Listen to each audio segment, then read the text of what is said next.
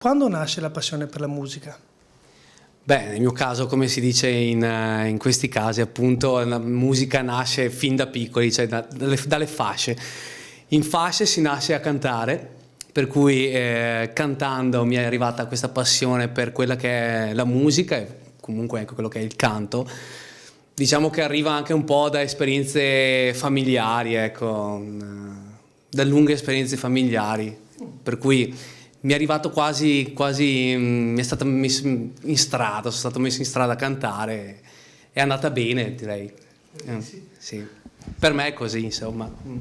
Per me nasce a 11 anni, in seguito a una visita che ho fatto a mio cugino che stava facendo delle pulizie a casa e stava buttando via delle cassette vecchie, delle cassette rock, e io le ho portate a casa, le ho ascoltate e sono rimasto affascinato da quella musica e da allora non ho più smesso di amarla. La musica come strumento di espressione per l'anima.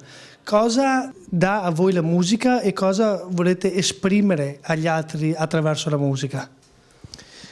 Beh, noi cerchiamo comunque nella musica di esprimere sempre qualcosa e è proprio come hai detto te bene, cioè nasce dall'anima.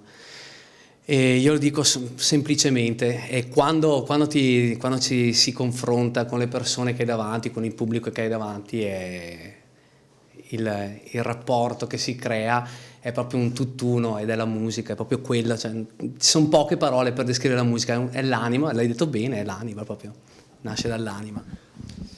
Francamente non mi sono mai posto il problema, ho sempre cercato di divertirmi, provo il piacere nel suonare da solo, è lo stesso piacere che provo di fronte a 2 persone, a 5.000 persone come è capitato, chiaramente è più emozionante di fronte a 5.000 persone, però l'essenza è sempre la stessa.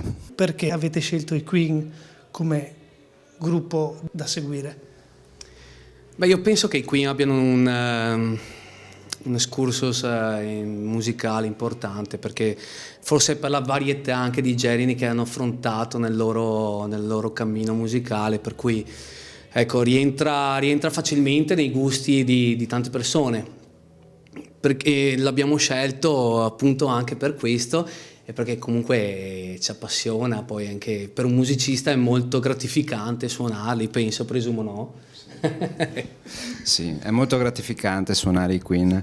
Io credo che il successo dei Queen sia dovuto alla totale mancanza di preconcetti nel loro modo di fare musica. E sia sempre, alla base ci sia sempre il divertimento. Hanno spaziato con un ecletticismo incredibile su più fronti e quindi è impossibile che non vadano a toccare l'anima del mondo intero con l'ecletticismo che ci hanno messo, perché raccolgono nella loro musica una varietà di cultura incredibile. E la nostra è stata una conseguenza naturale della nostra passione, non è stato un progetto fatto a tavolino, è stata una cosa molto spontanea quello del tributo ai Queen. Ci siamo accorti che riuscivamo a farli venire discretamente, per cui abbiamo deciso di continuare. Daniele, questa sera duetti insieme a Luigina Ongaro nel brano Barcellona. Quante emozioni un brano di questo carattere può esprimere a chi ascolta? Guarda, io ti dico sinceramente che la prima volta che ho ascoltato questo brano mi ha dato un'emozione immensa. La prima volta lo ricordo anche quando l'abbiamo cantata assieme di fronte a un pubblico ed è stata un'emozione immensa, sia per noi che per il pubblico che avevamo davanti. Questa qui è un'opera, vogliamo dire che è proprio un'opera di per sé, nata dalle mani sante e dalla mente di Freddie Mercury.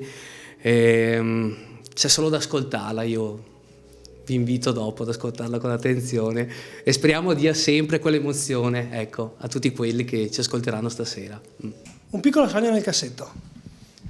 Ma direi che il sogno più grande che abbiamo in questo momento, meglio, che io ho, però mi sembra di percepire anche i miei compagni, è quello di riuscire a realizzare un qualcosa di originale, di mettere in pratica le idee che abbiamo sviluppato in questi anni, che sono sempre rimaste in un cassetto. Mi auguro che si possa fare. Beh, e comunque anche di riuscire ad avere magari lo stesso riscontro da parte del pubblico come l'abbiamo avuto nel tributo dei Queen. Noi ringraziamo e vi auguriamo tanta fortuna a Viva TV, ovviamente. E buon divertimento. E ciao!